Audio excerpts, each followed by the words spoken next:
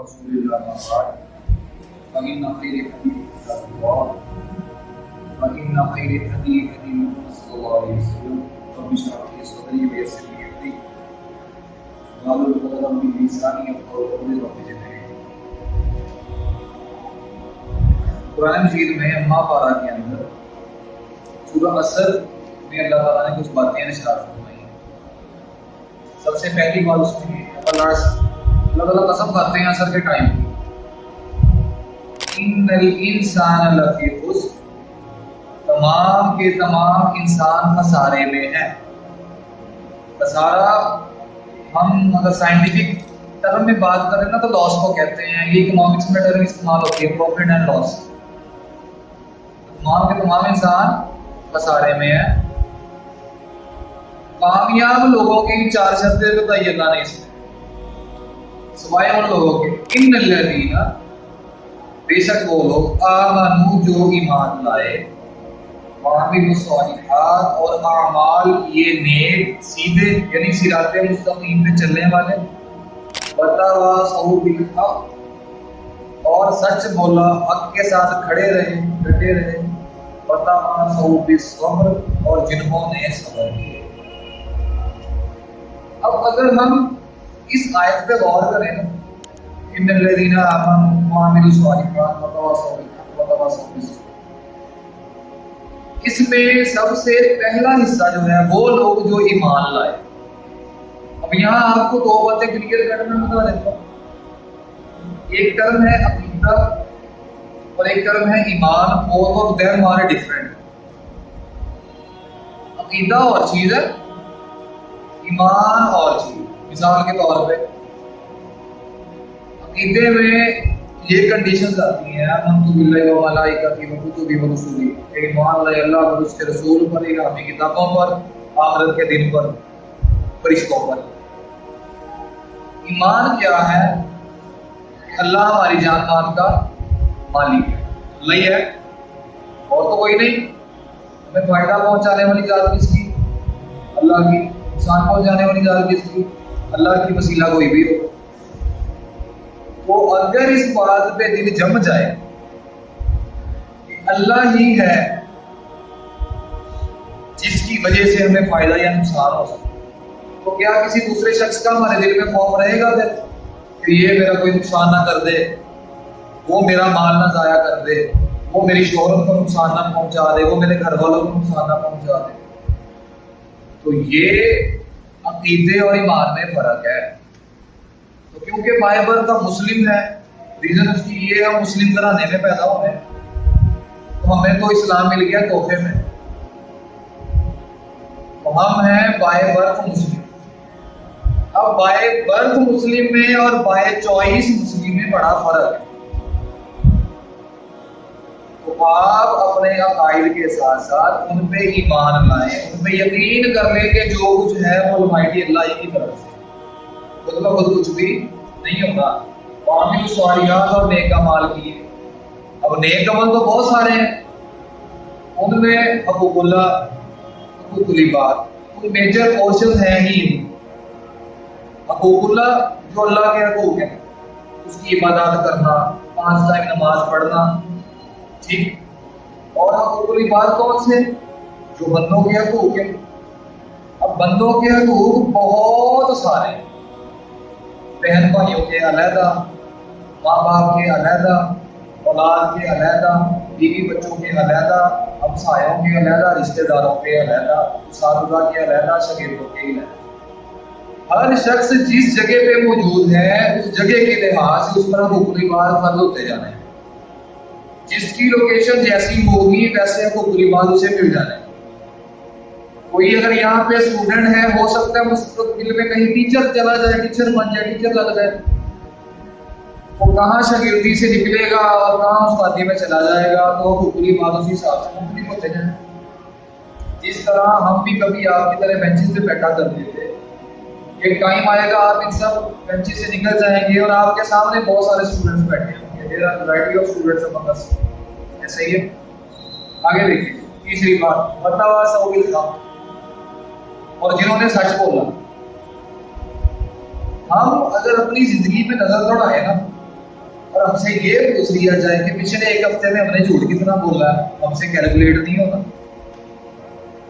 اس کی ریزن کیا ہے؟ ہر قدم پہ تو ہم جھوٹ بولتے ہیں. فار ایگزامپل ایجوکیشن کی زندگی میں بات کرتے ہیں. فار ایگزامپل آج آپ کا ٹیسٹ ہے تو ایک فیلو دوسرے فیلو سے آگے پوچھ لیتا ہے کیسی تیاری ہے آپ کی، وہ آگے سے کہانی سنا دیتا ہے، میں نے کل پڑھیا ہی نہیں، میں تو نہیں سبق یاد کیا. اور جب نتیجہ آتا ہے سب سے زیادہ مارکس اس کے ہوتے ہیں. تو سچ بولنا سیکھیں. آپ یہ اسے کہہ دیں کہ میں بتانا نہیں چاہتا، آپ کی مرضی ہے، لیکن یہ کہنا کہ میں نے نہیں پڑھا، میں نے نہیں کھایا وغیرہ وغیرہ. تو یہاں سے تیسری بات آپ نے سیکھی کہ ہمیشہ سچ بولنا ہے. حضرت شیخ عبد القادر جیلانی کا قصہ آپ کے سامنے ہے. ان کی والدہ نے بھی انہیں یہی سکھایا تھا، بیٹا ہمیشہ اگر ان کی والدہ نے یہ کہتی کہ جھوٹ مت بولنا، بات تو ایک ہی ہے. جھوٹ مت بولنے کا مطلب بھی یہی پیغام پہنچتا ہے، سچ بولنا. اور ہمیشہ سچ بولنے کا پیغام بھی یہی پہنچتا ہے کہ سچ بولنا. لیکن فرق ہے، دونوں باتوں میں کلیئر کٹ فرق ہے. ایک بات میں یہ سمجھایا جا رہا ہے کہ پازیٹیوٹی ہی کرنی ہے، اور ایک بات میں یہ پیغام دیا جا رہا ہے کہ نیگیٹیوٹی نہیں کرنی. اور انسان کی ہمیشہ سے سائیکالوجی ہے کہ ہم ہمیشہ نیگیٹیوٹی کی طرف بہت جلد اٹریکشن کی طرف ہے. تو دیکھیں ایک جملے نے بہت بڑے مجدد کو، بہت بڑے عالم کو پیدا کر دیا، بہت بڑے شیخ کو پیدا کر دیا. آخری بات بتاواس آفس، جب آپ سچ بولیں گے آپ پہ مشکلات آنی ہی آنی ہے. سچ بولنے والے لوگ تنہا بھی ہوتے ہیں، اس میں کوئی شک نہیں. سچ بولنے والے لوگ دوسروں کی مدد کرنے والے بھی ہوتے ہیں، اور سچ بولنے والوں پر ہی سب سے زیادہ ظلم بھی کیے جاتے ہیں. کبھی جھوٹے پہ ظلم نہیں سنا ہوگا، جھوٹا منافق ہوتا ہے. یہاں سے بات سنے گا کسی اور کو کر دے گا، وہاں سے بات سنے گا آپ کو سنا دے گا، ادھر کی ادھر کرتا جائے گا، ادھر کی ادھر کرتا جائے گا. تو یہ چار باتیں آپ نے اپنی زندگی میں اپنے پلے باندھ لی. ایمان ہم لے آئے، نیک عمل اب ہم نے کرنے ہیں، کر رہے ہیں. اللہ تعالیٰ توفیق دے، اسی کی توفیق سے ہم کرتے رہیں گے انشاءاللہ. اور ہمیشہ سچ بولیں گے، ہمیشہ عریشور، ہمیشہ اور ہمیشہ صبر کریں. ٹھیک ہے، خود کو خود بدلے نہیں لینے، معاف کرنا سیکھنا. سمجھ آ گئی ہے؟ ایک دروازہ ہوتا ہے اسے ہم کہتے ہیں اخلاق کا دروازہ، اور اس کی ایک ہی شرط ہے، گردن جھکا کے گزر، اور وہ عاجز شخص ہی کر. اور آپ میں سے کوئی اکڑے گا نا، ڈیفینیٹلی اس کی جو آئیڈینٹیفیکیشن ہے نا وہ ایسی ہے جیسے وہ مردہ ہے، مر چکا ہے. کہ مردے کی پہچان ہی یہ مردہ اکڑ جاتا ہے. آپ مردے کو بیٹھ نہیں کر سکتے، وہ جیسے ہے ویسے ہی بڑھا رہے ہیں. تو جو اچھے عاجز انسان ہوتے ہیں وہ معاملات کو جوڑ کے رکھتے ہیں. سمجھ آ گئی ہے؟ سچ کا سہارا لے کر، صبر کر کے، ظالم کو برداشت کر کے، دوسروں کا فائدہ کر کے، اپنا بے شک نقصان ہی ہو جائے لیکن اگلے کا فائدہ کر کے. تو آپ نے بھی اپنی زندگی میں ایمان پہ قریب کرنے کی کوشش کرنی ہے، نیک اعمال کی کوشش کرنی ہے، ہمیشہ سچ بولنا ہے، اور جب آپ پر مشکل وقت آ جائے تو آپ نے صبر کرنا ہے. میں آپ کو 12 وظائف بھی بتاتا ہوں، ان میں سے ایک وظیفہ شاید میں نے لکھوایا بھی لا الہ الا اللہ، کہ جب بھی آپ مصیبت میں ہیں، پریشانی میں ہیں، تو آپ یونس علیہ السلام کی اس دعا کے ذریعے اللہ تعالیٰ کی رضا سے کر سکتے ہیں. اللہ میں ہی ظالم ہوں، تو غفور رحیم ہے، مجھے اس آزمائش سے سمجھ آ گئی ہے؟